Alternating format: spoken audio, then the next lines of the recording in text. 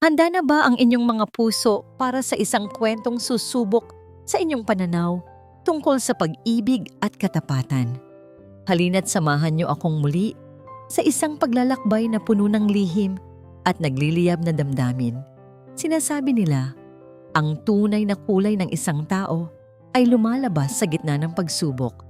Pero paano kung kailangan mong magpanggap at talikuran ang lahat ng iyong kapangyarihan para lamang masilayan ang katotohanan ito? Ating pakinggan ang kwento sa likod ng mga nakasarang pinto ng Villa Esperanza. Ang tunog ng nabasag na kopita ng alak ang bumasag sa nakaasiwang katahimikan ng malawak na sala. Kumalat ang mamahaling red wine sa puting-puting marmol na sahig. Animoy dugong dumanak sa gitna ng karangyaan. Oh my goodness! Tili ni Adarna Lagdameo. Ang kanyang boses ay puno ng pagkukunwaring gulat. Ngunit ang mga mata niya, nang magtama ang mga ito sa mga mata ng bagong katulong na si Luningning, ay naglalaman ng purong panunuya. Look what you did, you clumsy girl! Alam mo ba kung gaano kamahal ang wine na yan?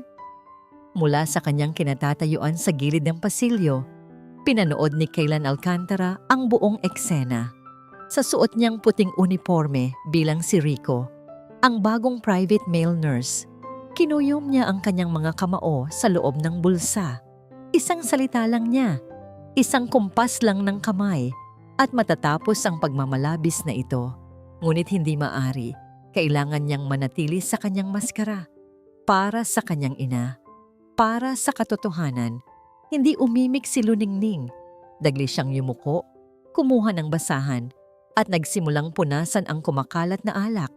Hindi man lang siya nagreklamo, kahit pa ang ilang bubog mula sa nabasag na kopita ay humiwas sa kanyang palad. Nakita ni Kaylan ang bahagyang panginginig ng kamay nito, ngunit ang mukha nito ay nanatiling kalmado, isang larawan ng pagpapakumbaba. Dalian mo at siguraduhin mong malinis na malinis yan kung ayaw mong sa labas ka matulog ngayong gabi. O dagdag pa ni Adarna bago tumalikod at muling humarap sa kanyang mga bisita na may ngiting plastik sa labi. Naramdaman ni Kaylan ang pag-akyat ng galit sa kanyang dibdib. Ito ang babaeng pakakasalan niya. Ang babaeng nagpapakita ng perpektong imahe sa publiko, pero sa likod ng mga nakasarang pinto ay isang halimaw. At si Luningning, ang babaeng may mga matang sinliwanag ng buwan, ang siyang laging tumatanggap ng bagsik nito. Ito ang unang araw niya bilang si Rico, at nasaksihan na niya ang higit pa sa inaasahan niya.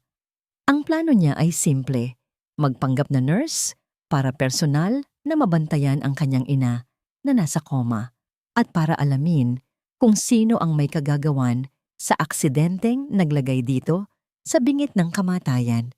At sa bawat minutong lumilipas, lalong lumilinaw sa kanya na si Adarna ang dapat niyang pagtuunan ng pansin.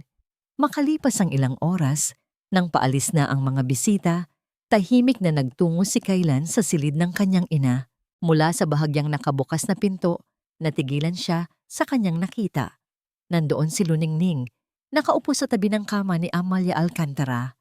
Sa mahinang boses, binabasahan niya ito ng isang libro ng mga tula.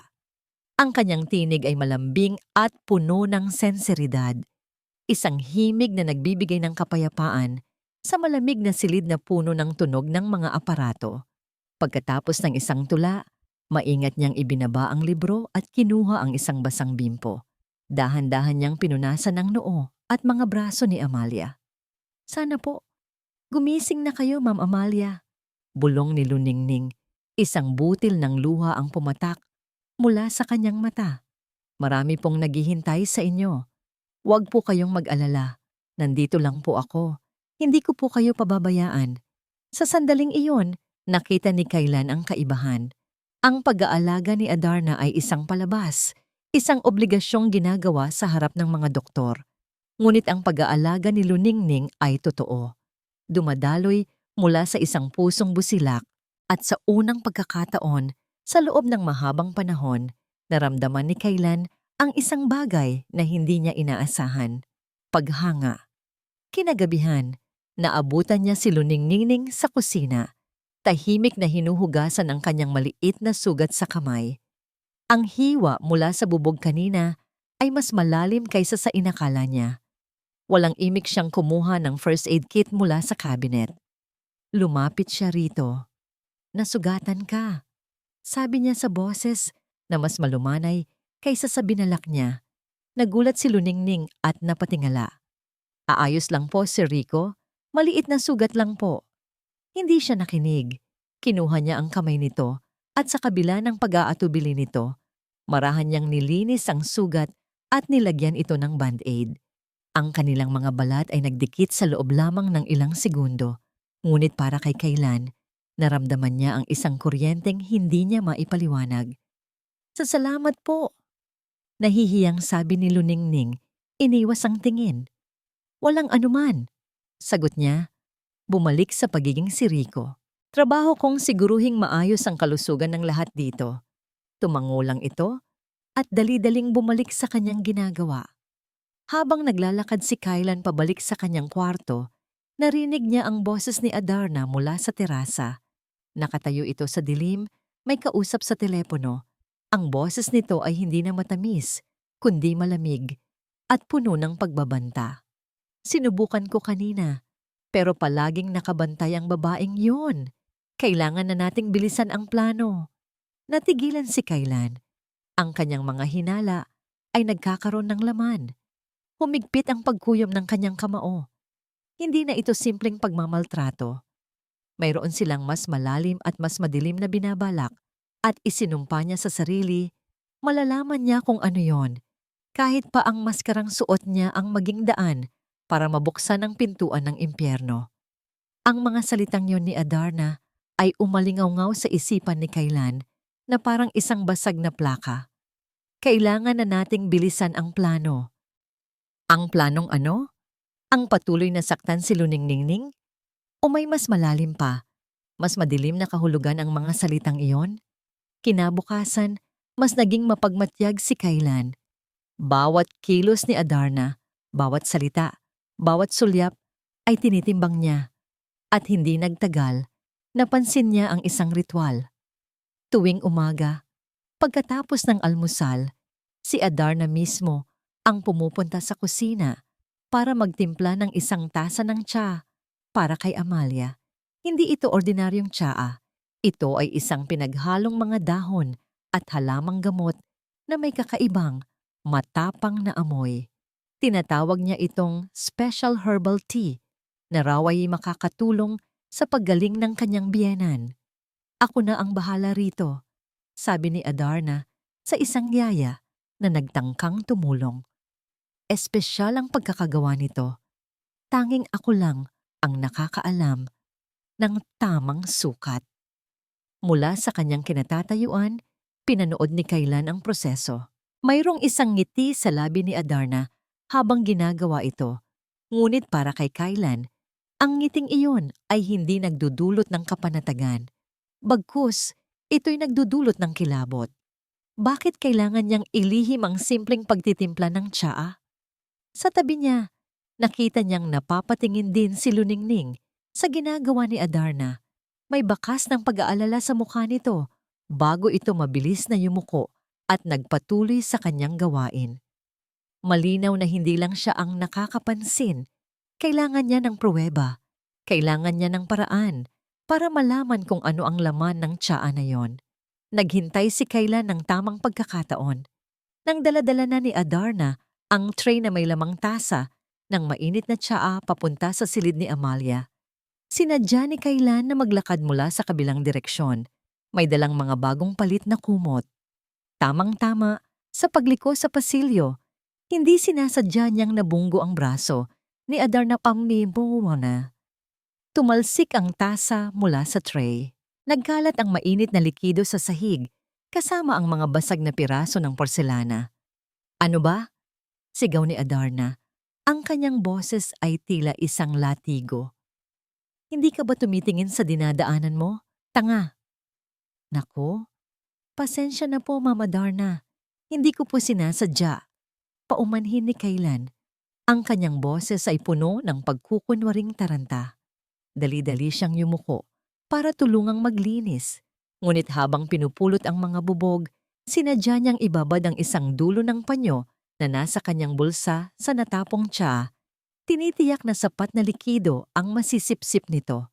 Nagmura si Adarna sa ilalim ng kanyang hininga. Hayaan mo na yan sa mga katulong. Wala kang ibang ginawa kundi magdulot ng perwisyo. Ang kanyang mga salita ay puno ng galit. Ngunit nang magtama ang kanilang mga mata, nakita ni Kaylan ang isang bagay na mas malakas pa sa galit. Takot. Isang panandaliang kisap ng purong pag-aalala sa kanyang mga mata bago ito muling napalitan ng pagkamuhi. Umalis si Adarna na nagdadabog. Iniwan si Kaylan kasama si Luningning na ngayon ay siyang naglilinis ng sahig. Habang nakaluhod, narinig ni Kaylan ang mahinang bulong nito sa kasamahang si Hiraya na kararating lang. Hindi ako mapakali, Hiraya. May kakaiba talaga sa tiyan na yon. Simula nang ipainom pa yan, parang mas lumalalim ang tulog ni Ma'am Amalia. Tumindig ang balahibo ni Kaylan. Hindi na ito isang simpleng hinala. Sa unang pagkakataon na nagkaroon siya ng pagkakataong mapag-isa, pumasok si Kaylan sa kanyang silid. Maingat niyang inilagay ang basang panyo sa loob ng isang maliit na ziplock bag. Kinuha niya ang kanyang burner phone at tinawagan ang kanyang pinagkakatiwalaang personal assistant. May ipapadala ako sa'yo, isang sample, sabi niya sa mahinang boses. Ipatest mo sa pinakamagaling na laboratorio. I want a full toxicology report, Rush. At tandaan mo, walang dapat makaalam nito. Kahit sino. Kinahapunan, naatasan si Rico at Luningning na ayusin ang kabinet ng mga gamot at personal na kagamitan ni Amalia. Sa loob ng tahimik na silid gamutan, ang tanging maririnig ay ang mahinang tunog ng mga bote ng gamot na kanilang isinasaayos. Ang samyo ng antiseptiko at mga lumang libro ay bumabalot sa paligid. Dito po siguro mas maganda ilagay yung mga gamot para sa puso. Si Rico, para madaling makita. Mungkahi ni Luningning, ang kanyang boses ay tila musika sa gitna ng tensyon na nararamdaman ni Kaylan. Magandang ideya, sagot niya. Kinuha ang isang kahon mula sa itaas na estante. Sa pagbaba niya nito, hindi sinasadyang nagkadikitan ng kanilang mga kamay.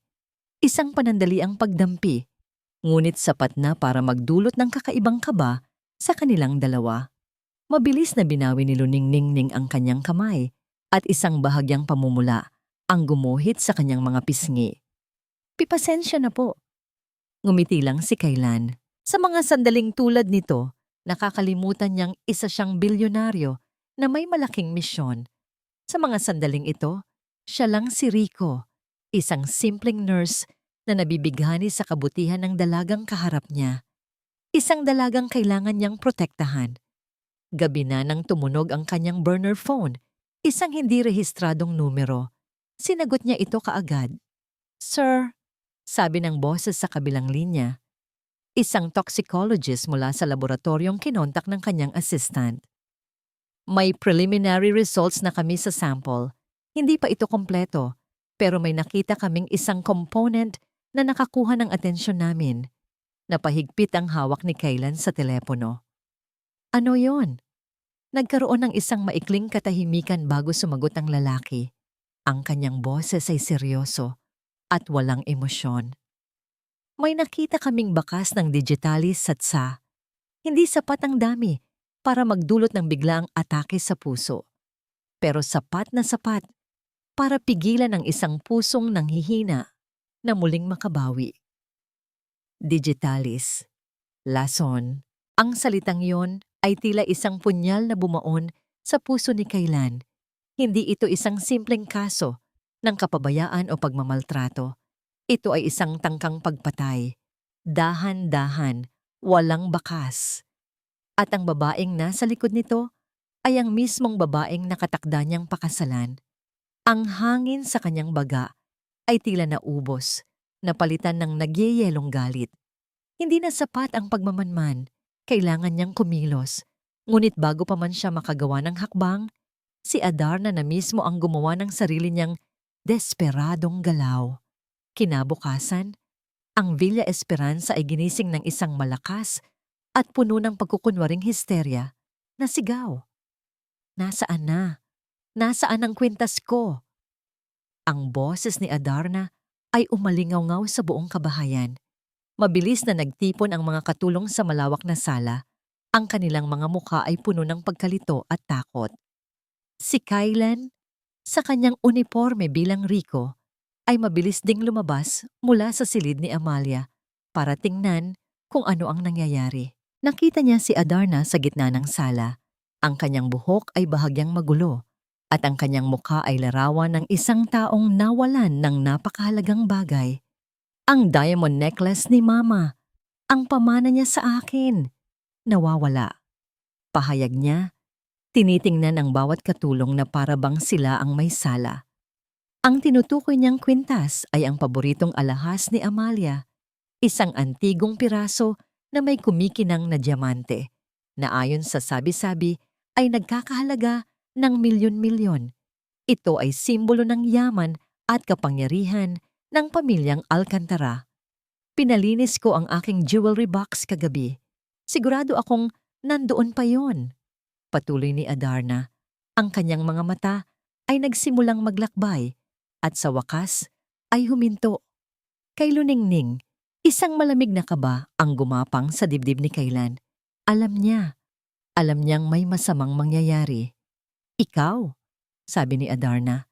Dahan-dahang itinuro si Luningning na nakatayo sa likuran ng grupo. Ikaw ang huling pumasok sa kwarto ko kagabi para maglinis. Lahat ng mga mata ay napabaling kay Luningning. Namutla ang dalaga. Ang kanyang mga mata ay nanlaki sa gulat at pagtanggi. Pero ma'am, naglinis lang po ako. Hindi ko po pinakialaman ang mga gamit ninyo. Sinungaling, sigaw ni Adarna.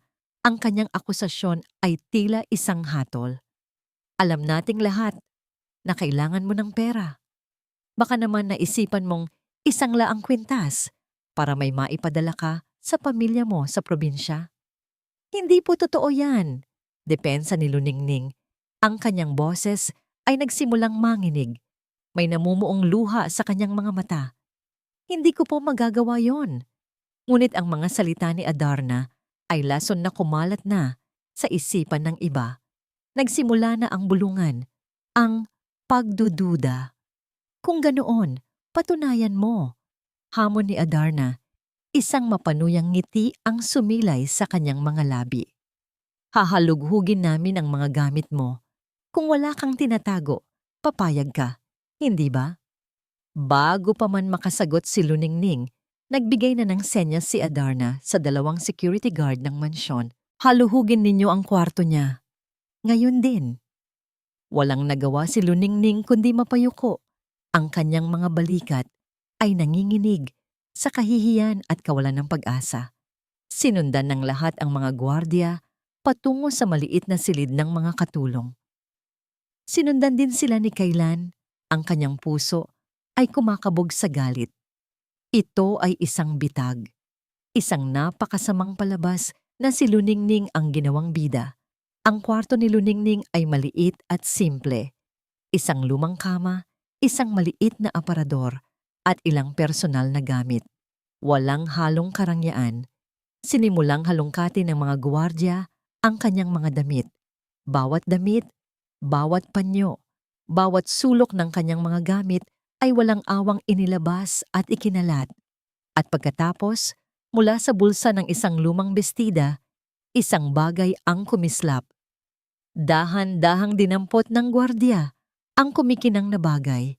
Itinaas niya ito para makita ng lahat ang sinumpang kwintas. Isang kolektibong paghinga ng pagkagulat ang narinig mula sa mga katulong. Si Luningning ay napatingin sa kwintas. Ang kanyang mukha ay naging larawan ng purong kawalan ng paniniwala. Tila sinaksak siya ng 1,000 beses. Hindi sa akin yan. Hindi ko alam kung paano yan napunta dyan. Pakiusap niya, ang kanyang mga luha ay tuluyan ng bumuhos. Kitam, sabi ni Adarna. Ang kanyang boses ay puno ng tagumpay. Isang magnanakaw. Tumawag kayo ng pulis. Ipakulong ang babaeng yan. Itigil nyo yan. Ang boses na yun ay nagmula kay Kaylan. Humarap siya sa lahat. Ang kanyang mga mata ay nag-aapoy. Hindi na niya kaya. Hindi na niya kayang manood lang. May mali dito, sabi niya. Ang kanyang boses ay matatag. Kilala ko si Luning Ningning. Hindi siya magnanakaw. Isa itong setup. Nagtaas ng kilay si Adarna. Tila naaaliw sa kanyang katapangan. At sino ka naman para magsalita? Isa ka lang hamak na nurse. Baka naman, kasabot ka niya? Hindi ako kasabot ni Numan. Giit ni Kaylan. Lumapit siya para tumayo sa pagitan ni Adarna at ni Luningning. Isang simbolikong pader ng proteksyon. Pero hindi ako papayag na may taong aapihin ng ganito sa harap ko. Ang tensyon sa silid ay halos masasalat. Ang mga katulong ay hindi alam kung sino ang paniniwalaan. Si Luningning ay napatingin kay Rico. Sa kanyang mga mata ay mayroong halo-halong pasasalamat at pagkalito. Ngumisi si Adarna, isang ngising demonyo. Tumingin siya sa mga gwardiya. Ang kanyang boses ay malamig at walang awa. Kung ganoon, mukhang dalawa ang problema natin dito. Kung iginigiit niyang kasabwat siya ng magnanakaw, edi isama niyo siya. Palayasin silang dalawa sa pamamahay na ito. Ang mga salita ni Adarna ay tila isang malupit na hatol na ipinataw sa kanya. Palayasin silang dalawa. Ang bawat pantig ay parang mga batong ibinabato sa kanyang pagkatao, sumisira sa lahat ng kanyang pangarap at pag-asa. Napapikit si Luningning, hinahanda ang sarili sa kahihiyang haharapin. Ito na ang katapusan. Ang trabahong ito, na siyang tanging inaasahan ng kanyang pamilya sa probinsya, ay mawawala na parang bula.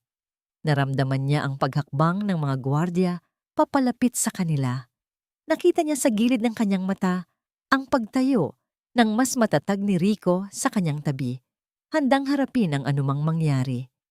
Isang parte sa kanya ang natutuwa sa katapangan nito, ngunit ang isa pang parte ay nalulunod sa pagkakasala. Nadadamay pa ito dahil sa kanya.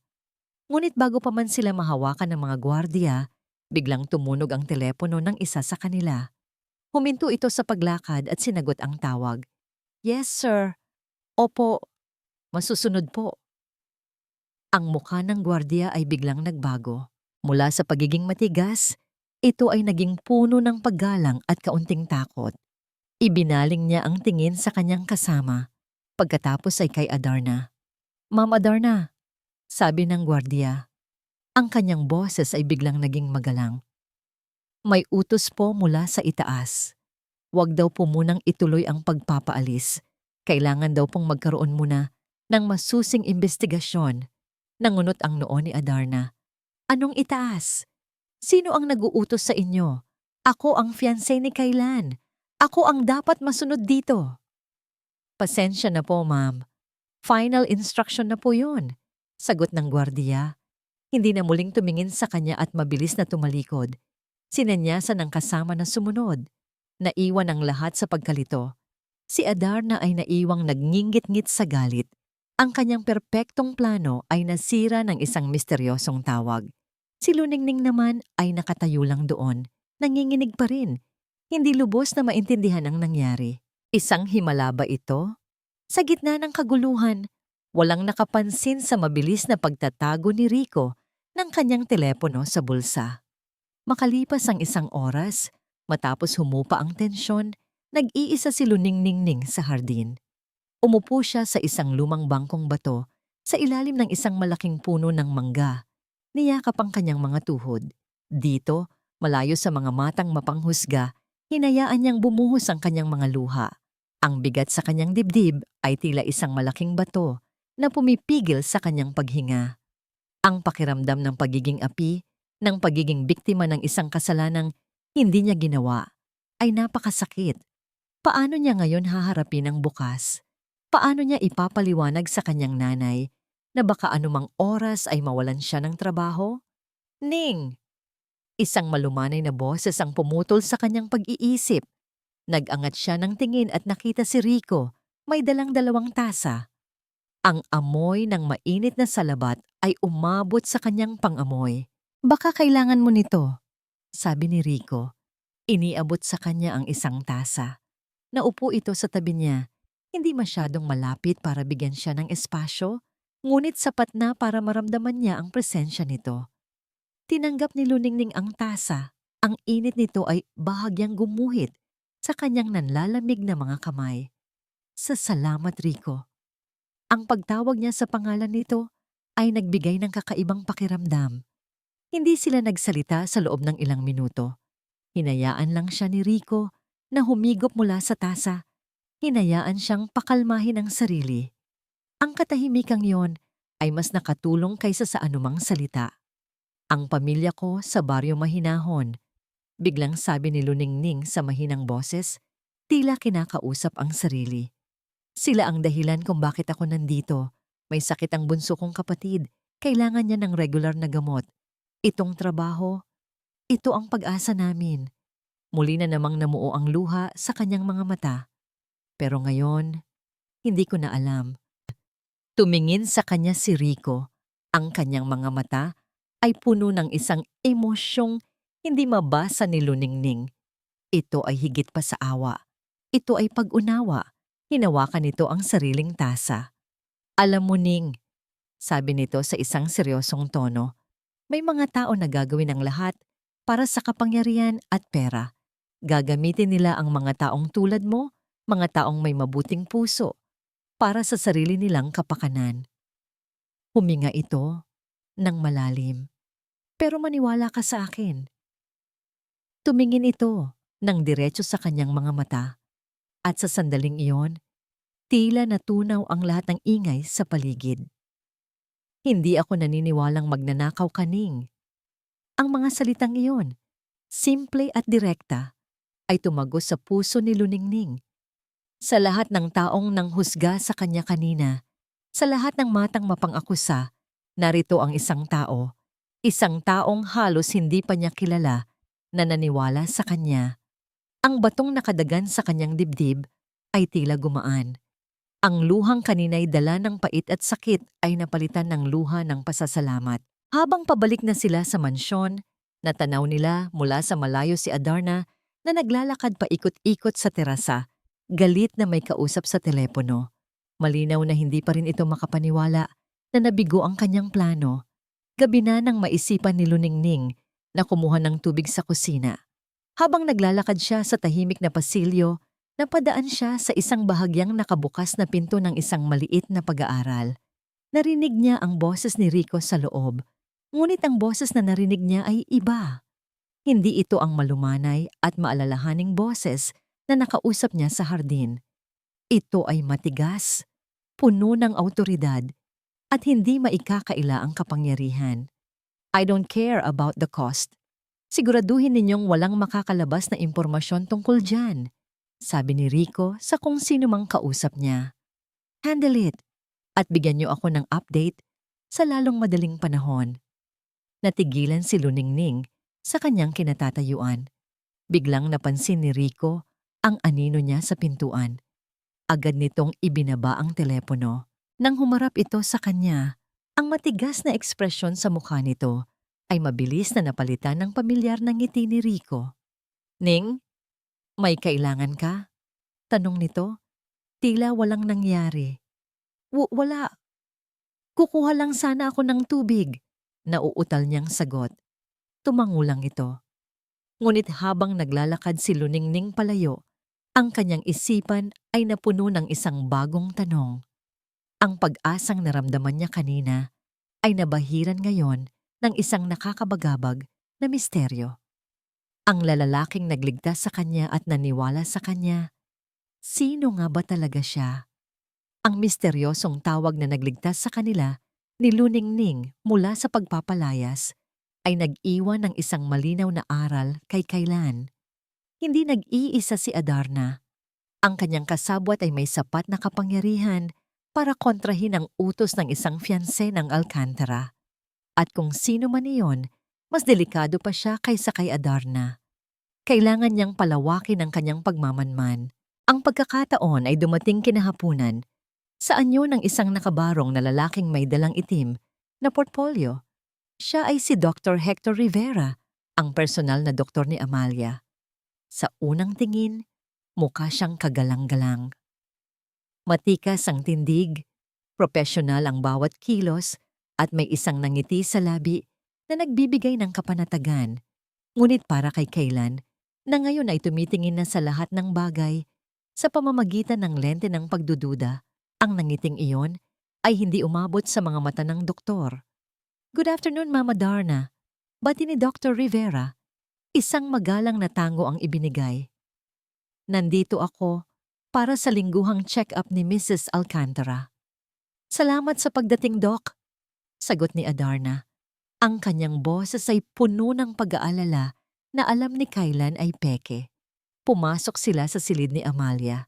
Bilang si Rico, ang private nurse, nanatili si Kaylan sa isang sulok, tahimik na nagmamasid. Maingat niyang pinanood ang bawat galaw ni Dr. Rivera. Ang pagsuri sa vital signs, ang pagtingin sa mga monitor, ang pag-check sa IV drip, lahat ay ayon sa protocol. Lahat ay tila normal. "Her condition is stable but delicate," sabi ni Dr. Rivera matapos ang pagsusuri. Ang kanyang boses ay kalmado. "Ang mahalaga ay iwasan natin ang anumang uri ng stress sa kanyang sistema. We must not rush things. Patience is key." Parang musika sa pandinig ni Adarna ang mga salitang iyon. Ngunit para kay Kaylan, ang mga ito ay tila isang hatol, isang perpektong medikal na dahilan para panatilihing natutulog ang kanyang ina. At doon niya ito nakita. Isang sulyap, isang napakabilis na pagpapalitan ng tingin sa pagitan ni Adarna at Dr. Rivera. Hindi ito isang ordinaryong tingin. Mayroon itong kahulugan, isang pag-unawa, isang kumpirmasyon na sila ay nasa iisang pahina. Paglabas nila ng silid, hinarap ni Adarna ang doktor. Ang kanyang boses ay biglang naging puno ng reklamo. "Doc, may problema tayo dyan sa nurse na si Rico," sabi niya. Itinuro si Kaylan gamit ang kanyang baba. "He's unprofessional, nakikialam sa mga bagay na hindi niya dapat pakialaman. Nung isang araw, tinapunan niya ang tsaa ni Mama. At kanina, kinampihan pa niya ang magnanakaw na, yon. I want him fired." Ito na ang pagkakataon. Inaasahan ni Kaylan na sasang-ayon si Dr. Rivera para alisin ang isang balakid. Ngunit ang nangyari ay ang kabaligtaran. Tumingin si Dr. Rivera kay Kaylan, isang mapanuring tingin, bago bumaling muli kay Adarna. "Mama Darna, I understand your frustration," sabi nito sa isang diplomatikong tono. "Pero sa aking obserbasyon, mukha namang masipag si Nurse Rico. At sa critical na kondisyon ni Mrs. Alcantara, mas makakabuti kung meron tayong consistency in care. Ang madalas na pagpapalit ng staff ay maaring makadagdag sa stress. Bigyan muna natin siya ng isa pang pagkakataon." Nagulat si Adarna, ngunit tila naintindihan niya ang gustong ipahiwatig ng doktor. Tumango na lamang siya ng may pag-aatubili. Ngunit si Kaylan, naintindihan niya rin. Isang malamig na katotohanan ang gumuhit sa kanyang isipan. Hindi siya pinapaalis dahil mas madaling bantayan ang isang kalaban na nasa iyong harapan. Ito ay isang kalkuladong galaw at kinumpirma nito ang kanyang hinala. Si Dr. Hector Rivera ay hindi lang kasabwat. Siya ang utak. Nang makahanap ng pagkakataon, pumasok si Kaylan sa isang bakanting silid at kinuha ang kanyang burner phone. Isang mabilis na tawag sa kanyang assistant. "May ipapahanap ako sa iyo," sabi niya. Ang kanyang boses ay mababa at apurado. Isang doktor, Dr. Hector Rivera, mula sa Sandamayan Medical Center. "I need everything on him. Education, financial records, pamilya, lahat. Gusto kong malaman kung may butas sa buhay niya. At gusto ko ang impormasyon kahapon pa." Kinahapunan, para makaiwas sa tensyon sa loob ng mansyon, inaya ni Luningning si Rico Natulungan siyang mag-ayos sa hardin ng mga paboritong bulaklak ni Amalia. Doon, sa ilalim ng sikat ng araw, sa gitna ng mga rosas at sampagita, tila sila ay nasa ibang mundo. Paborito po ito ni Ma'am Amalia, sabi ni Luningning, habang maingat na pinuputol ang mga tuyong dahon ng isang halaman. Sabi niya, ang mga bulaklak daw ay paalala na kahit gaano kadilim, palaging mayroong ganda at pag-asang sisibol. Ngumiti si Kaylan. Sa mga sandaling kasama niya si Luningning, nararamdaman niya ang isang kapayapaan na matagal na niyang hindi naramdaman. Ang kabutihan nito ay parang sikat ng araw na tumatagos sa madilim na ulap ng kanyang mga hinala at galit. Nais niyang protektahan ang kapayapaang ito. Nais niyang protektahan ang babaeng nasa harap niya. Gabi na nang mag-ring ang kanyang burner phone, ang kanyang assistant. "Sir," sabi ng boses sa kabilang linya. May kakaibang bigat sa tono nito. "May nahanap kami tungkol sa pamilya ni Dr. Rivera." Napahinto si Kaylan sa paglalakad sa pasilyo. "Ano yon?" "It's complicated, sir. Hindi Rivera ang tunay niyang apelyido sa dugo." Nangunot ang noo ni Kaylan. "Anong ibig mong sabihin?" Nagkaroon ng isang nakabibininging katahimikan sa kabilang linya bago binitawan ng kanyang assistant ang mga salitang magpapabago sa lahat. "Sir, ang buong pangalan ng doktor ay Hector Rivera Alcantara. Siya po ang nag-iisang anak ng kapatid ng inyong ama. Ang tiyuhin ninyo na itinakwil at inalisan ng mana. Hector Rivera Alcantara." Ang pangalan ay tila isang bomba na sumabog sa loob ng isipan ni Kaylan. Winawasak ang lahat ng teorya at hinala na kanyang binuo. Bigla, ang mga piraso ng palaisipan ay nagkabit-kabit sa isang nakakakilabot na larawan. Ang pakiramdam niya ay para siyang nalulunod. Ang hangin ay ninakaw mula sa kanyang mga baga. Napasandal siya sa pader ng pasilyo. Ang bigat ng katotohanan ay halos magpabagsak sa kanya. Ang kanyang pinsan, ang anak ng tiyuhin niyang si Ricardo, ang kapatid ng kanyang ama na matagal nang itinakwil ng pamilya dahil sa isang mapait na alitan tungkol sa mana at pamamahala ng kanilang kumpanya. Bigla, ang mga alaala ng nakaraan ay bumalik sa kanya na parang isang masamang panaginip. Naaalala niya ang mga sigawan sa likod ng mga nakasarang pinto, ang pag-alis ng kanyang tiyuhin na may dalang galit sa mga mata, at ang bata, isang batang lalaki na halos kasing edad niya noon, na tahimik na nakatayo sa likod ng ama nito. Si Hector, paano niya nakalimutan? Paano hindi niya nakilala? Marahil dahil sa paglipas ng panahon o dahil sa paggamit ni Hector ng apelyido ng ina nito. O marahil dahil ayaw na lang talaga niyang alalahanin ang madilim na kabanatang iyon ng kasaysayan ng kanilang pamilya. Isinara niya ang sarili sa kanyang silid, ang silid na itinalaga para kay Rico, ang hamak na nurse. Ngunit sa sandaling iyon, hindi siya si Rico. Siya si Kaylan Alcantara, ang tagapagmana, ang target, at ang pamangkin ng isang taong nagtanim ng galit sa loob ng maraming dekada. Kinuha niya ang isang lumang family album mula sa ilalim ng kama, isang bagay na palihim niyang dinala sa Villa Esperanza. Doon, sa isang kupas ng litrato, nakita niya ito, ang kanyang ama at si Tito Ricardo, magkatabi, noong mga panahong maayos pa ang lahat. At sa tabi ni Tito Ricardo, isang batang Hector na may seryosong mukha, nakatingin sa kamera na para bang mayroon na itong bigat na dinadala kahit sa murang edad. Dugo sa dugo. Pamilya laban sa pamilya. Bigla, ang lahat ay nagkaroon ng mas malalim at mas personal na kahulugan. Ang aksidente ng kanyang ina. Ang paglitaw ni Adarna na malamang ay isang kasangkapan lamang. Ang dahan-dahang paglason sa pamamagitan ng tsaa. Ang pagpapanatili ni Hector sa kanyang ina sa isang estado ng pagkatulog. Hindi na lamang ito tungkol sa pera. Ito ay paghihiganti. Isang malamig at kalkuladong paghihiganti na isinagawa sa loob ng maraming taon. Naramdaman ni Kaylan ang isang matinding pagsisisi, ang kanyang pagiging kampante, ang kanyang pagiging bulag sa nakaraan, ang naglagay sa kanyang ina sa panganib na ito. Siya dapat ang target, ngunit ang kanyang ina ang ginawang pain. Ang kanyang ina ang siyang nagbabayad para sa mga kasalanan ng nakaraang henerasyon. Isang mahinang katok sa pinto ang pumutol sa kanyang pag-iisip. Rico, ayos ka lang? Ang boses ni Luningning.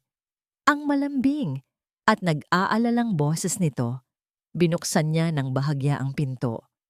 Ayos lang ako, Ning. Medyo masama lang ang pakiramdam.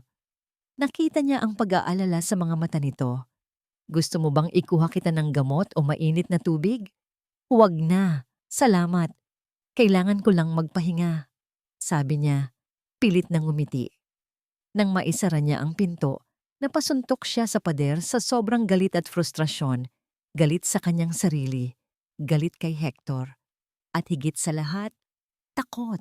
Isang matinding takot para sa kaligtasan ng kanyang ina at para sa kaligtasan ni Luningning. Ngayon ay naiintindihan na niya. Kung nalaman ni Hector na may namumuong pagtitiwala sa pagitan nila ni Luningning, gagamitin din niya ito laban sa kanya. Lahat ng taong malapit sa kanya ay nasa panganib. Kailangan niyang maging mas maingat. Kinagabihan, habang siya ay nagbabantay sa silid ni Amalia, narinig niya ang mga boses mula sa labas ng pinto. Si Adarna at Hector nag-uusap sa pasilyo. Dahil sa galit at adrenaline, mas naging matalas ang kanyang pandinig. Hindi ako mapakali, Hector, bulong ni Adarna. Yung nurse na yon, si Rico, masyado siyang mapakialam. At yung Luningning na yon, palagi silang magkasama. Paano kung may nadiskubre na sila? Huminahon ka, Adarna, sagot ni Hector. Ang kanyang boses ay tila yelo. Huwag kang mag-isip na parang isang amatir. Nasa ilalim ng kontrol ko ang lahat. Ang nurse na yon ay isang langgam lang na maaari kong apakan anumang oras. Manatili ka sa plano. Plano? Hanggang kailan pa tayo maghihintay? Ang mga pinagkakautangan ko ay hindi na makapaghintay. Sinabi ko na sa'yo, malapit na, sabi ni Hector, may halong pagbabanta sa tono. Huwag na huwag mong susubukang gumawa ng sarili mong hakbang. Ako ang magdidikta kung kailan at paano matatapos ang larong ito.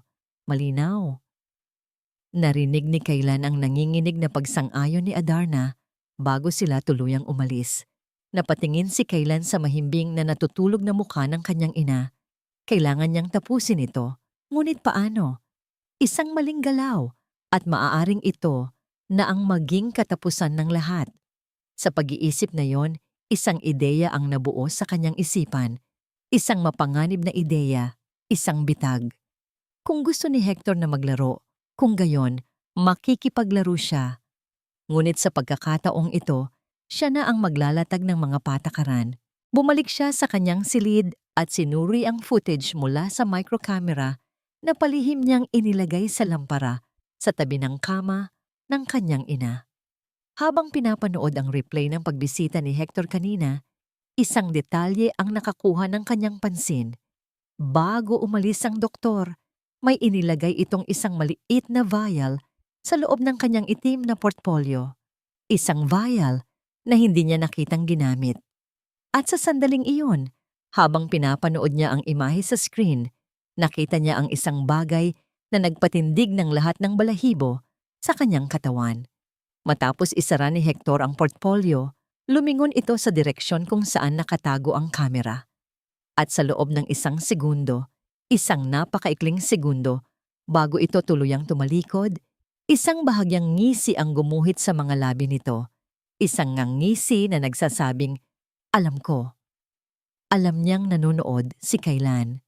Ang buong pag-iingat at pagtatago niya ay isang ilusyon lamang. Si Hector ay hindi lamang naglalaro.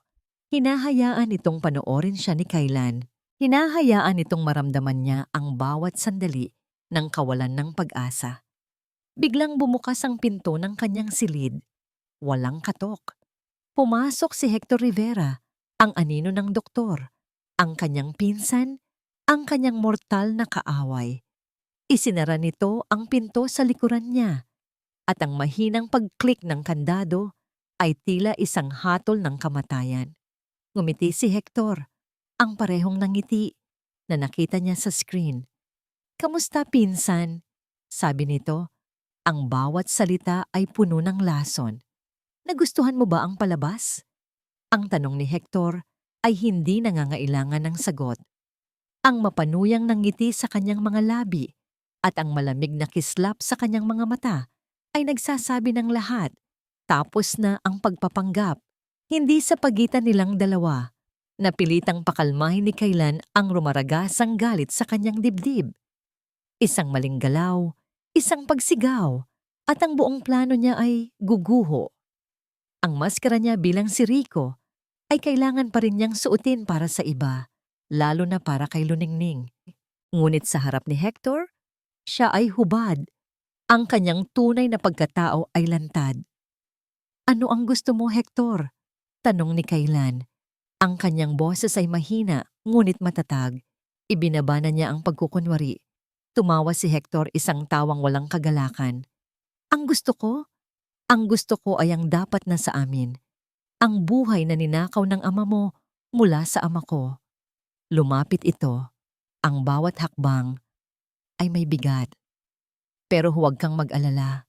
Hindi kita papatayin, Kaylan. Mas masakit ang parusang inihanda ko para sa'yo. Panonoorin kitang mawalan ng lahat, isa-isa. Simula sa iyong ina, hanggang sa bawat sentimo ng yaman ng mga Alcantara." Huminga ng malalim si Kaylan. Ang pagmamanman ay wala ng silbi. Ang paghihintay ay isang uri ng pagpapakamatay. Kung alam na ni Hector na alam na niya, kung gayon, kailangan niyang baguhin ang laro. Hindi na siya ang magiging taga-obserba. Siya na ngayon ang mangangaso. "Hindi ka magtatagumpay," sabi ni Kaylan. Ang kanyang mga mata ay nag-aapoy sa determinasyon. "Talaga ba?" Muling ngumisi si Hector. Ang tanong ay, paano mo ako pipigilan? Bilang si Rico, ang abang nurse? O bilang si Kaylan Alcantara, na hindi man lang kayang protektahan ang sarili niyang ina sa sarili niyang pamamahay? Tumalikod na ito at binuksan ang pinto. "Manood ka na lang, pinsan. Malapit na ang finale." Nang makaalis si Hector, naiwan si Kaylan na nanginginig sa pinaghalong galit at takot. Kailangan niyang pilitin si Hector na kumilos ng mabilis, ng padalos-dalos. Kailangan niyang lumikha ng isang deadline na magtutulak dito sa pagkakamali. Kailangan niya ng isang bitag. At ang pain, si Adarna. Ang desperado at takot na si Adarna. Kinabukasan, sinadya ni Kaylan na maghintay sa sala. Sa oras na alam niyang naroroon si Adarna at si Luningning na nag-aayos ng mga bulaklak. Kunwari ay may kausap siya sa kanyang personal na telepono. Tinitiyak na sapat ang lakas ng kanyang boses para marinig. "Opo, tita." "Yes, I understand." "Kinukumpirma ko lang po ang flight details niya," sabi ni Kaylan sa telepono. Ang kanyang boses ay tila para sa isang kamag-anak. Nakita niya sa gilid ng kanyang mata na napahinto sa pag-aayos ng bulaklak si Adarna. "Oo, ang pinakamagaling na neurologist mula sa States. Darating siya sa Biyernes para personal na tingnan ang kalagayan ni tita." Sinadya niyang gamitin ang salitang tita para maging personal ito sa karakter ni Rico. Ngunit alam niyang iisang tao lang ang iisipin ni Adarna. "Sige po, ako na ang bahala. Bye." Ibinaba niya ang telepono at napabuntong hininga na parang nabunutan ng tinik. Nang tingnan niya si Adarna, nakita niya ang eksaktong reaksyon na inaasahan niya. Ang kulay ay nawala sa mukha nito. Ang kanyang mga mata ay nanlaki sa takot. Isang espesyalista mula sa ibang bansa. Ibig sabihin, isang bagong pagsusuri, isang bagong opinyon, isang malaking tsansa na mabuking ang kanilang ginagawang dahan-dahang paglason. "Excuse me?" sabi ni Adarna. Ang kanyang boses ay nanginginig. Mabilis siyang tumayo at halos patakbong nagtungo sa kanyang silid. Tagumpay. Ang pain ay kinagat. Alam ni Kaylan na sa mga oras na ito, tinatawagan na ni Adarna si Hector, puno ng pag-aalala at pagpapanik. "Rico." Napalingon siya sa malumanay na boses ni Luningning. Lumapit ito sa kanya. May bakas ng sinserong pag-aalala sa kanyang muka. "Mag-ingat ka," bulong nito. Sapat lang para marinig nilang dalawa. "Mapanganib si Ma'am Adarna. Nakita ko kung paano siya tumingin sa'yo. Baka kung anong gawin niya sa'yo dahil sa pagtatanggol mo sa akin." Natigilan si Kaylan. Sa gitna ng digmaan na kanyang kinakaharap, ang simpleng pag-aalala ni Luningning ay tila isang balsamo sa kanyang sugatang kaluluwa. Ito ang nagpapaalala sa kanya kung bakit siya lumalaban. Hindi lang para sa kanyang ina o sa kanyang pangalan, kundi para sa mga inosenteng taong tulad ni Luningning na nadadamay sa kasamaan. Ngumiti siya. "Salamat, Ning, pero huwag kang mag-alala. Kaya ko ang sarili ko."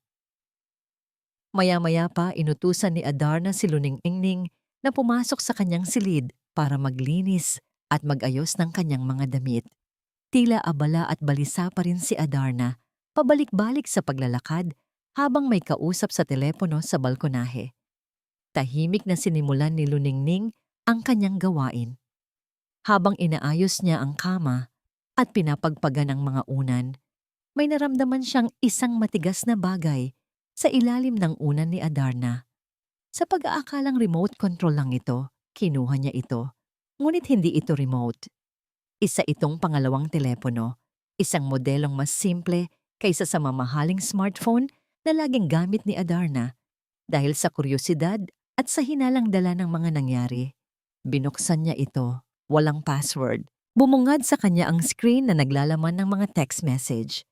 Ang mga mensahe ay mula sa iisang contact na nakapangalan lang bilang H. Ang kanyang mga mata ay nanlaki sa kanyang nabasa. "H, kalma. Huwag kang magpahalata. Ako ang bahala sa doktor." "Adarna." "Bahala? Paano kung may makita siya? Matatapos tayo, Hector." "H, sinabi ng ako ang bahala. Bago pa man dumating ang Biyernes, kailangan na nating tapusin ang dapat tapusin. Gagawa ako ng paraan para maka-score ng huling beses." "Adarna, anong ibig mong sabihin?" "H, just be ready. This week we will end this. Tiyakin mong malinis ang lahat, walang ebidensya." Napatakip si Luningning sa kanyang bibig, pinipigilan ng isang pagsinghap. Ang pagbabasa ng mga mensahe ay parang pagbabasa ng isang plano ng pagpatay. Ang doktor, ang pagtapos, ang huling beses, ang lahat ay tumuturo sa isang nakakakilabot na konklusyon. Nasa panganib ang buhay ni Ma'am Amalia. Nanginginig ang kanyang mga kamay. Kailangan niyang sabihin ito kay Rico. Siya lang ang tanging tao sa bahay na yon na pinagkakatiwalaan niya. Siya lang ang maaring makaintindi. Ngunit paano? Paano kung mahuli siya ni Adarna? Sa gitna ng kanyang pagpapanik, isang ideya ang pumasok sa isip niya. Mabilis niyang kinuha ang sarili niyang telepono. Ginamit niya ang nanginginig niyang mga daliri para kunan ng litrato ang bawat mensahe sa screen. Isa-isa. Malinaw. Pagkatapos, maingat niyang ibinalik ang telepono sa ilalim ng unan, sa eksaktong posisyon kung saan niya ito nakita. Inayos niya ang kama na parang walang nangyari. At pagkatapos, dala ang mabigat at mapanganib na sikreto sa kanyang telepono, lumabas siya ng silid. Ang kanyang puso ay kumakarera, na tila gustong kumawala sa kanyang dibdib. Ang bawat segundo ay tila isang oras. Ang bawat tibok ng puso ni Luningning ay isang malakas na dagundong sa kanyang dibdib. Ang bigat ng mga litratong nakatago sa kanyang telepono ay parang ton-toneladang bakal na nagpapabagal sa kanyang bawat hakbang. Ang sikretong kanyang natuklasan ay isang apoy na nagbabagang sunugin hindi lang ang mga may sala, kundi pati na rin siya. Kailangan niyang mahanap si Rico. Ngayon din, ngunit tila ang tadhana ay nakikipaglaro sa kanya. Saan man siya magpunta, tila mayroong mga matang nakamasid. Nang subukan niyang pumunta sa silid ng mga gamot kung saan madalas naroon si Rico, bigla siyang tinawag ni Adarna. "Luningning, halika rito. Tulungan mo akong ayusin ang mga ito." Utos ni Adarna. Itinuturo ang isang cabinet na puno ng mga mamahaling porselana. Ang gawain ay simple, ngunit sinadya ni Adarna na manatili sa kanyang tabi, nagbabantay, na para bang isa siyang bilanggo. Bawat kilos ni Luningning ay tinitingnan nito, na nagpapahirap sa kanyang paghinga. Nang sa wakas ay natapos siya, nagdahilan siyang pupunta sa banyo. Doon sa loob ng maliit at nagsasarang espasyo, sinubukan niyang pakalmahin ang sarili. Tiningnan niya ang kanyang refleksyon sa salamin. Isang babaeng may mga matang puno ng takot. Ngunit sa likod ng takot na yon, mayroong isang bagong apoy na nagsisimulang magliyab. Ang apoy ng determinasyon. Hindi ito para sa kanyang sarili. Ito ay para kay Ma'am Amalia. Ito ay para sa tama. Paglabas niya ng banyo, nakasalubong niya si Dr. Hector Rivera sa pasilyo. Nagtama ang kanilang mga mata sa loob lamang ng isang segundo. Ngunit para kay Luningning, ang segundong yon ay tila walang hanggan. Ang mga mata ng doktor ay malamig at matalim. Tila tumatagos sa kanyang kaluluwa na para bang alam nito ang bawat sikretong kanyang itinatago. Isang malamig na pawis ang gumapang sa kanyang likuran. Nagmamadali siyang yumuko at nagpatuloy sa paglalakad. Naramdaman ang titig nito na nakasunod sa kanyang likuran. Alam na ba nila? May hinala na ba sila? Ang pagpapanik ay nagsimulang lamunin siya. Kailangan na niyang makita si Rico. Sa wakas, pagkatapos ng tila walang katapusang pag-iwas at pagtatago, natanaw niya si Rico sa dulo ng pasilyo, papalabas mula sa silid ni Ma'am Amalia. Ito na ang kanyang pagkakataon. Walang ibang tao sa paligid. Dali-dali siyang lumapit. "Rico," tawag niya. Ang kanyang boses ay nanginginig na bulong. Lumingon si Rico at nang makita ang itsura niya, ang kaninang kalmadong mukha nito ay napalitan ng pag-aalala. "Ning, anong nangyari? Bakit ka namumutla? May kailangan kang malaman," sabi niya, hirap sa paghinga. "Tungkol kay Ma'am Adarna at kay Dr. Rivera." Ang pagbanggit niya sa pangalan ng doktor ay nagpatigil kay Rico. Ang kanyang mga mata ay naging mas seryoso. Hinila siya nito nang bahagya sa isang sulok kung saan hindi sila gaanong makikita. "Ano yon, Ning? Magsalita ka." Kinuha niya ang kanyang telepono mula sa bulsa. Ang kanyang mga daliri ay nanginginig habang sinusubukan niyang buksan ang gallery. May nakita ako sa telepono ni Ma'am Adarna. Nag-uusap sila. May plano sila bago dumating ang Biyernes. May gagawin sila kay Ma'am Amalia. Habang nagsasalita siya, hindi niya namalayan ang isang anino na tahimik na lumitaw sa likuran nila.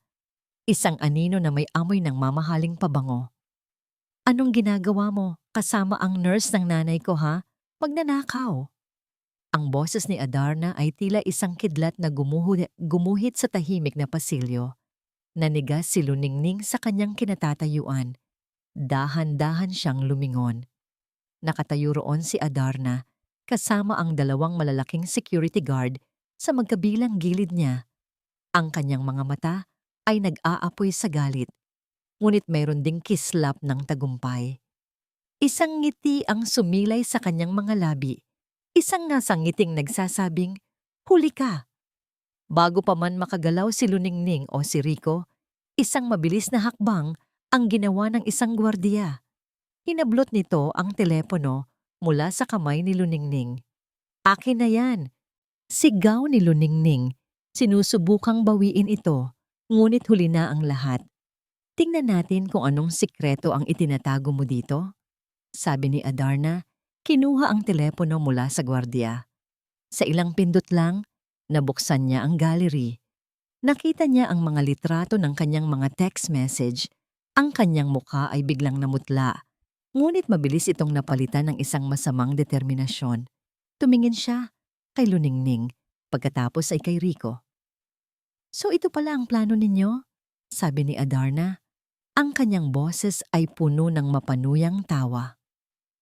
"Nagkakampihan kayo para sirain ako? Para mag-imbento ng kwento? Para mangikil sa pamilyang Alcantara?" Itinaas niya ang telepono. "Gagamitin ninyo itong pekeng ebidensya laban sa akin? Napakagaling." "Hindi yan totoo," sigaw ni Rico. Humakbang pasulong, ngunit hinarangan siya ng isa pang gwardiya. "Huwag kang makialam dito, nurse!" Tumingin si Adarna sa mga gwardiya. Ang kanyang mga mata ay kasing lamig ng yelo. "Kulong ninyo ang babaeng yan. Ikulong ninyo siya sa lumang bodega sa likod ng hardin. Siguraduhin ninyong hindi siya makakatakas. At ikaw naman," sabi niya, bumaling kay Rico na may ngiting demonyo. "Manood ka. Manood ka habang ang lahat ng pinoprotektahan mo ay unti-unting nawawala." Ang lahat ay nangyari ng napakabilis. Ang mga salita ni Adarna ay tila isang utos na sinunod ng mga gwardiya nang walang pag-aalinlangan.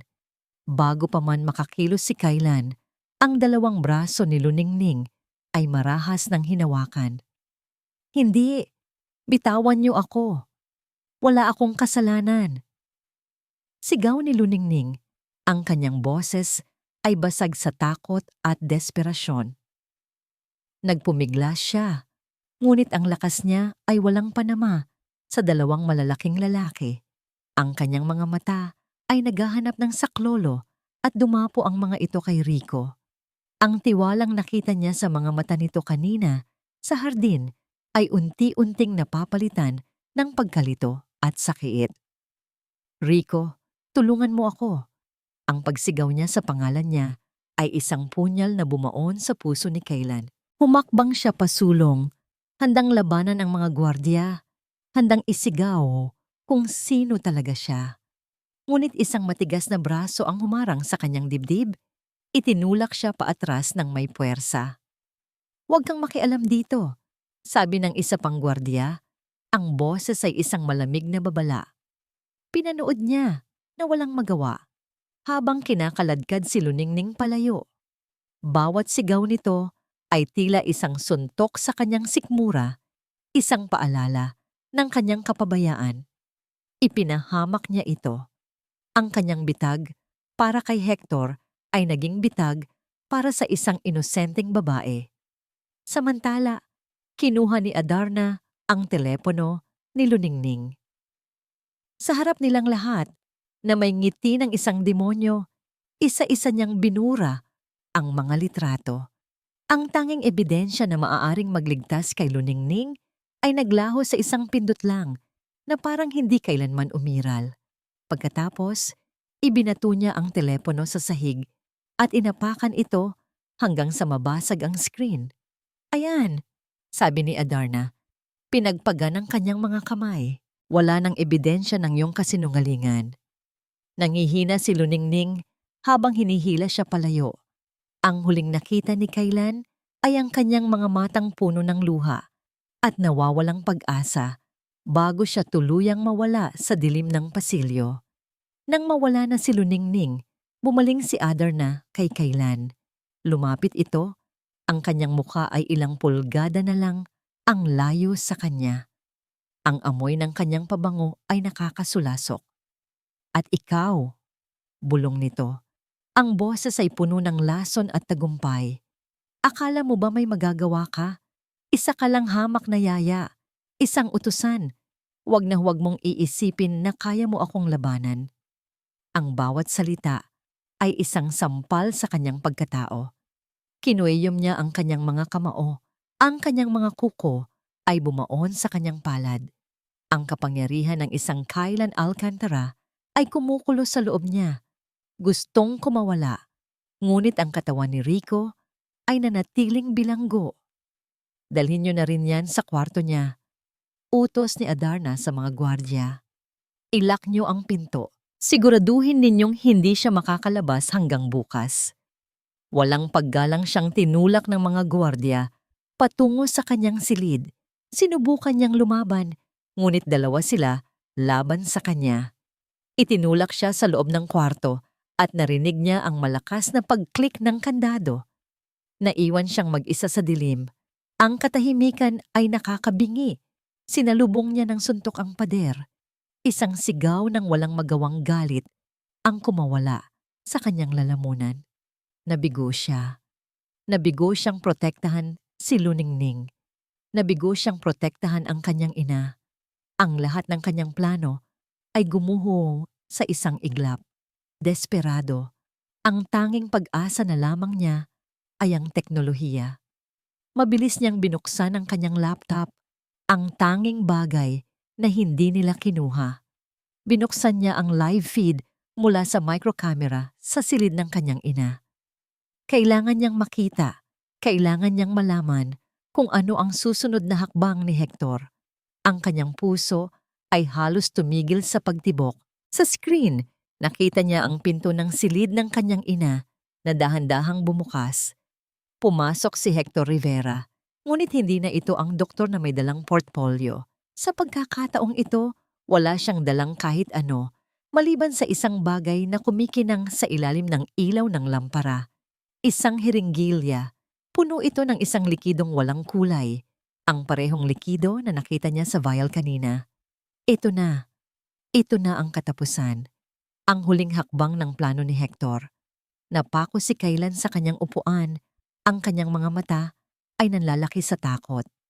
Gusto niyang sumigaw. Gusto niyang wasakin ang pinto. Ngunit alam niyang huli na ang lahat. Ang magagawa na lang niya ay manood. Manood sa isang screen habang ang kanyang kaaway ay papalapit sa kanyang walang kalaban-laban na ina. Dahan-dahang lumapit si Hector sa kama. Itinaas niya ang hiringgilya, tinapik ito para alisin ang mga bula ng hangin. Handa na siyang iturok ito sa IV line ni Amalia. At bago niya ito gawin, tila may naramdaman siya. Dahan-dahan siyang lumingon. Ang kanyang mga mata ay tumitig ng diretso sa direksyon ng nakatagong kamera. Tumingin siya na para bang nakikita niya si Kaylan sa kabilang panig ng screen. At pagkatapos, sa gitna ng nakakakilabot na katahimikan ng silid, isang ngiti ang dahan-dahang gumuhit sa kanyang mga labi. Isang ngiti ng absolutong tagumpay. Isang napangiting na nagsasabing, nanalo na ako. Ang ngiti ni Hector sa screen ay ang huling mitya na nagsindi sa nag-aalab na galit sa loob ni Kaylan. Tapos na. Tapos na ang pagiging siriko. Tapos na ang pagiging anino. Tapos na ang pagmamasid. Isang primordial na sigaw ang kumawala sa kanyang lalamunan. Ginamit niya ang lahat ng kanyang lakas, ang lahat ng galit, ang lahat ng sakit na naipon sa kanyang dibdib at ibinuhos ito sa nakakandadong pinto. Isang sipa, dalawa. Sa pangatlo, kasabay ng isang malakas at dumadagundong na tunog ng nababasag na kahoy, ang pinto ay bumigay. Hindi na siya nag-aksaya ng panahon. Halos liparin ni niya ang pasilyo patungo sa silid ng kanyang ina. Ang bawat hakbang niya ay isang dagundong ng parating na katarungan. Pagbukas niya ng pinto ng silid, ang eksenang nakita niya ay eksaktong tulad ng nasa screen. Si Hector, nakatayo sa tabi ng kama. Ang hiringgilya ay ilang pulgada na lang ang layo sa IV line. At si Adarna, nakatayo sa isang sulok. Ang kanyang muka ay isang maskara ng kasabikan at kasamaan. "Itigil mo yan, Hector!" Ang sigaw ni Kaylan ay tila isang kulog na yumanig sa buong silid, sabay na napalingon ng dalawa.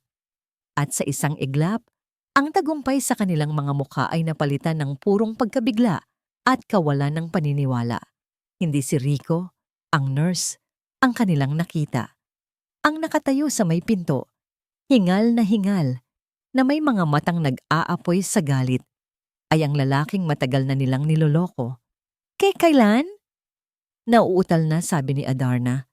Ang kulay ay tuluyang nawala sa kanyang mukha. Paano? Ngunit ang mga mata ni Kylan ay nakapako sa kanyang pinsan. Ibaba mo yan, sabi niya. Ang kanyang boses ay malamig at puno ng pagbabanta. Ibaba mo yan.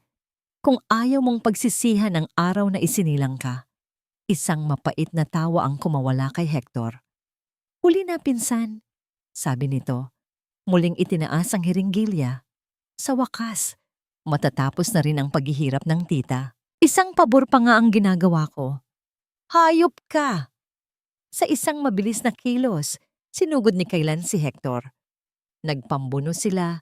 Ang tunog ng kanilang nagbabangga ang mga katawan ay umalingaw-ngaw sa tahimik na silid. Nahulog ang hiringgilya sa sahig, nabasag at kumalat ang laman nito. Mas malakas si Kylan. Sa ilang sandali lang, napasuko niya si Hector. Ang braso nito ay pilipit sa kanyang likuran. Tapos na ang laro mo, sigaw ni Kylan, habang si Adarna ay nagsisisigaw sa isang sulok. Hindi yan totoo. Nasisiraan ka na ba, Kylan? Anong ginagawa mo? Siya ang doktor mo. Tinutulungan niya ang nanay mo. Tumahimik ka, sinungaling. Sigaw ni Kylan kay Adarna. Pagkatapos ay ibinaling niya ang tingin sa nagpupumiglas na si Hector. Ang digitalis sa tiya. Ang mga tawagan ninyo ni Adarna. Ang pagtatangka mong pagpatay sa sarili mong tita para makuha ang yaman na sa tingin mo ay para sa'yo. Akala mo ba hindi ko malalaman? Wala kang pruweba, sigaw ni Hector. Sa pagkakataong yun, bumukas ang pinto. Pumasok ang pinuno ng security team ni Kylan. Kasunod ang 4 pang unipormadong gwardiya at 2 pulis. Kasama nila, inaalalayan. Ang isang nanginginig, ngunit ligtas na si Luningning. Natigilan ng lahat. Pruweba? Tanong ni Kylan. Isang malamig na ngiti ang sumilay sa kanyang labi. Ang resulta ng toxicology report mula sa TSAA. Ang recording ng bawat tawagan ninyo sa loob ng bahay na ito at ang testimonya ng babaeng tinangka ninyong patahimikin. Napatingin si Luningning sa buong eksena, ang kanyang isipan ay gulong-gulo.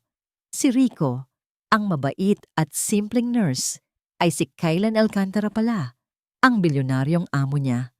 Ang lalaking nagtanggol sa kanya ay ang parehong lalaki na nagtago ng kanyang tunay na pagkatao. Ang lahat ng kabaitan, ang lahat ng pag-aalala. Totoo ba ang mga iyon o parte lang ng isang malaking pagpapanggap? Hindi.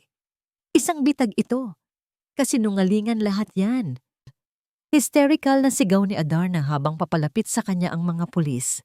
Maari po kayong manahimik. May karapatan po kayo. Sabi ng pulis, sinisimulan ng basahin ang kanyang mga karapatan. Kinalag ni Kylan si Hector at itinulak ito papunta sa mga awtoridad. Isama niyo na yan, utos niya. Habang kinukuha ng mga pulis si Hector, ang mga mata nito ay nakatitig pa rin kay Kylan, puno ng walang katapusang puot. Hindi pa tayo tapos, pinsan. Pagkatapos ay kinaladkad na sila palabas, kasama si Adarna, na patuloy sa pagsigaw at pagwawala. Nang sa wakas, ay tumahimik na ang silid. Ang tanging natira ay ang tunog ng mga monitor at ang mabibigat na paghinga. Napuno ng katarungan ng hangin, ngunit meron ding bigat ng katotohanang nabunyag. Huminga ng malalim si Kylan at lumingon kay Luningning.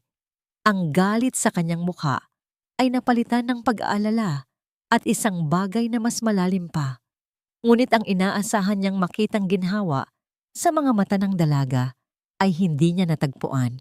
Ang nakita niya ay sakit, pagkalito, at isang bakas ng pagkakanulo. Sir Kylan, bulong ni Luningning. Ang kanyang boses ay halos hindi marinig. Ang pagtawag niya sa formal na pangalan ay tila isang pader na biglang itinayo sa pagitan nila. Lumunok si Kylan. Ngunit bago pa man niya matapos ang kanyang sasabihin, ang mga mata ni Luningning ay pumikit. Ang kanyang katawan, na hindi na kinaya ang bigat ng mga pangyayari, ay biglang nanghina. Nawalan siya ng malay at bumagsak. Mabilis siyang sinalo ni Kaylan bago pa man siya tumama sa sahig. Ang malakas na tunog ng sirena ay unti-unting humina at naglaho. Pinalitan ng nakakabinging katahimikan ng Villa Esperanza. Ngunit hindi doon nanatili si Kaylan. Dinala niya si Luningning sa pinakamalapit na ospital, ang Sandamayan Medical Center, ang mismong ospital kung saan nagtatrabaho si Hector, isang mapait na kabalintunaan. Ngayon, nakaupo siya sa tabi ng kama sa isang pribadong silid. Pinagmamasdan ang mahimbing na pagtulog ni Luningning. Ayon sa doktor, ang pagkahimatay nito ay dulot ng matinding stress at pagod. Walang dapat ikabahala. Kailangan lang nitong magpahinga. Ngunit habang tinititigan niya ang payapang mukha nito, isang mabigat na damdamin ng pagkakasala ang bumalot sa kanya. Tama, nailigtas niya ito. Nailigtas niya ang kanyang ina. Nahuli na ang mga may sala. Ngunit sa anong halaga? Ang tiwalang ibinigay sa kanya ni Rico ay winasak ng katotohanan ni Kaylan Alcantara. Ang simpleng ugnayan na kanilang nabuo ay nabahira na ng kasinungalingan. Maya-maya, dahan-dahang gumalaw ang mga talukap ng mata ni Luningning. Dahan-dahan itong nagmulat. Ang unang nakita nito ay ang kisame. Pagkatapos ay ang bintana at sa huli, ang mukha niya. Sa isang iglap, nakita ni Kaylan ang isang kislap sa mga mata nito. Ang kislap na para kay Rico. Bago ito mabilis na naglaho, napalitan ng isang formal at malayong tingin. Nasaan po ako? Tanong nito. Ang boses ay mahina at paos. Nasa ospital ka, Ning. Sagot ni Kaylan. Sinubukan niyang ngumiti. Nahimatay ka kanina. Sinubukan nitong bumangon, ngunit pinigilan niya ito. Magpahinga ka lang. Tumango ito, ngunit umiwas ito ng tingin. Ang kanyang mga kamay ay mahigpit na nakakuyom sa ibabaw ng kumot. Ang katahimikan sa pagitan nila ay mas mabigat pa kaysa sa katahimikan ng mansyon kanina. Salamat po. Sir Kaylan, sabi nito, ang pagbigkas sa kanyang tunay na pangalan ay tila isang matulis na bagay na tumusok sa puso niya. Hindi na Rico, kundi Sir Kaylan, ang amo, ang bilyonaryo, ang estranghero. Ning, pakinggan mo ako, simula niya. Gustong ipaliwanag ang lahat. Ginawa ko yon dahil naiintindihan ko po. Putol nito. Hindi pa rin tumitingin sa kanya. Kailangan niyo pong gawin yon para malaman ang katotohanan para sa nanay niyo.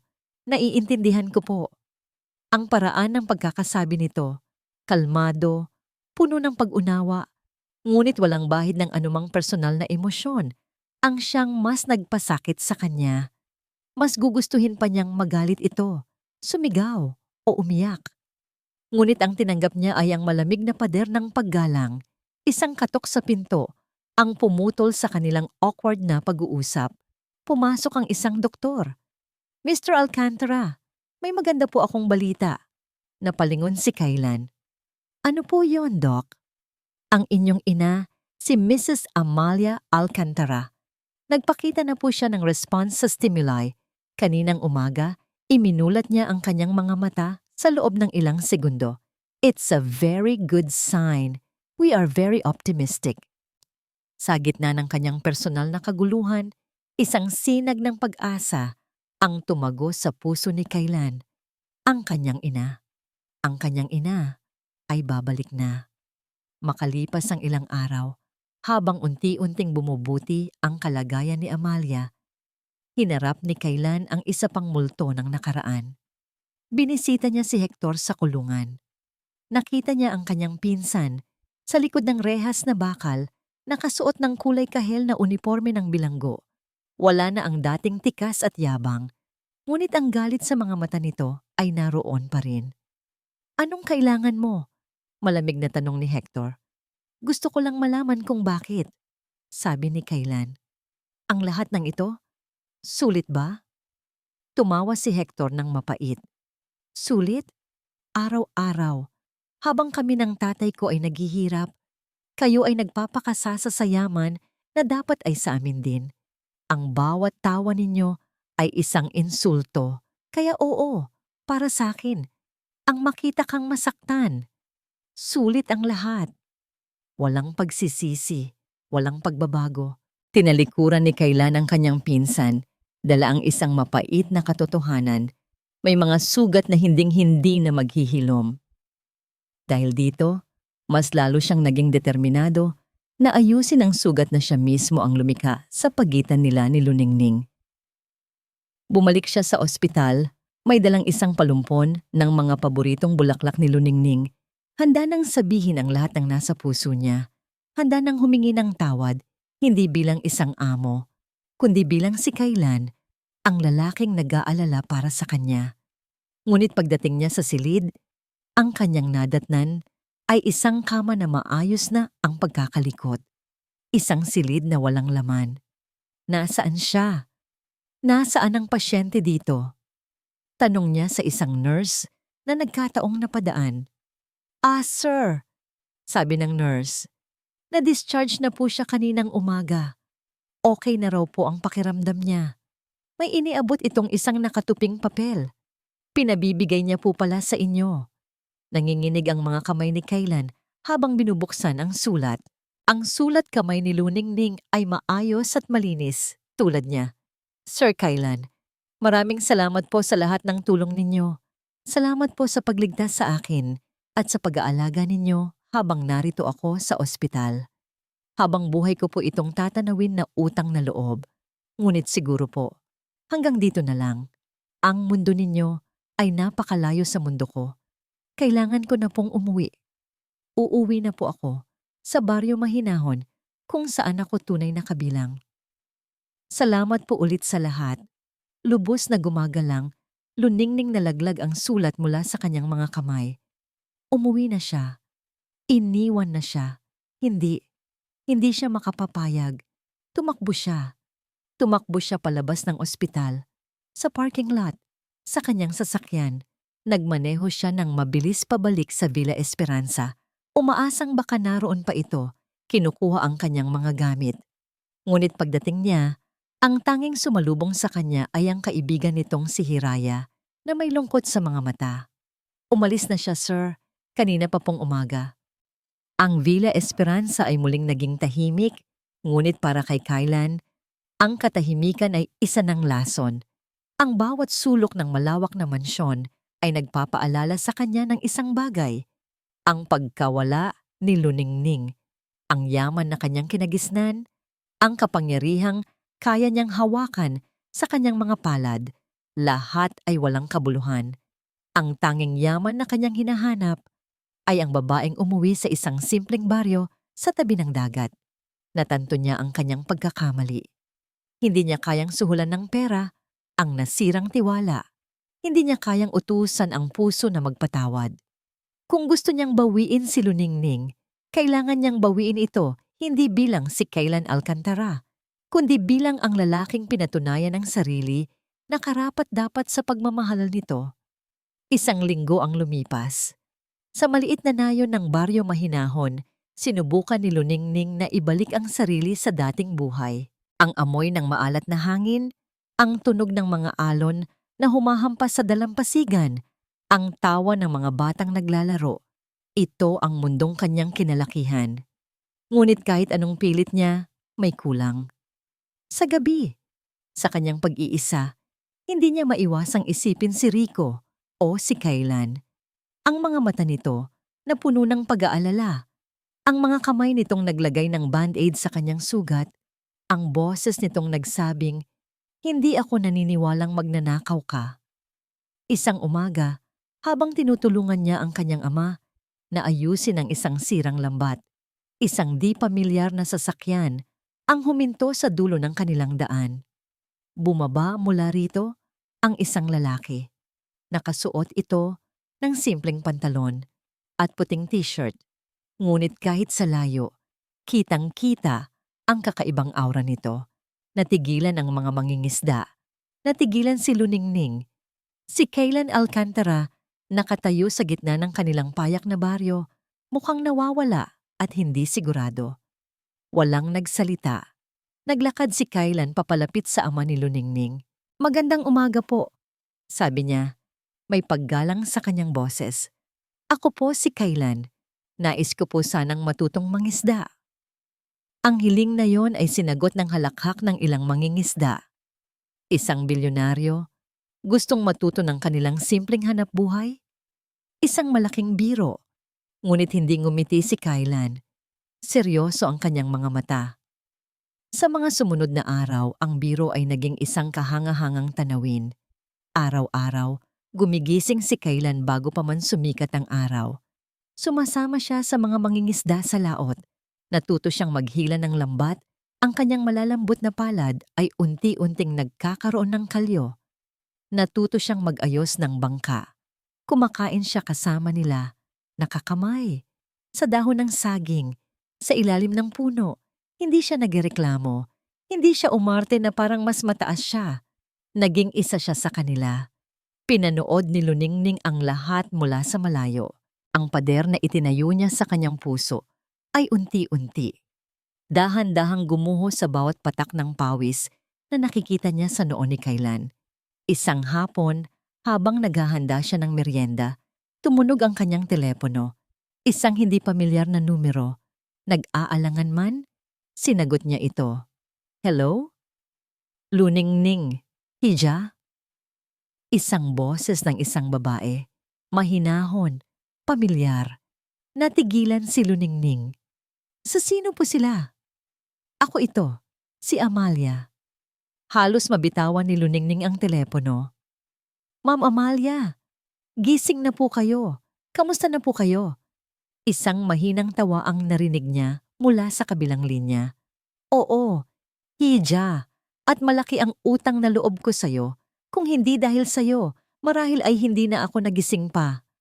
Huminga ng malalim si Amalia.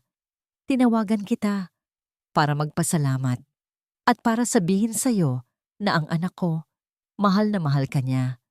Ang lahat ng ginawa niya, kahit na mali ang paraan, ay dahil sa pag-aalala niya para sa akin at para sa'yo."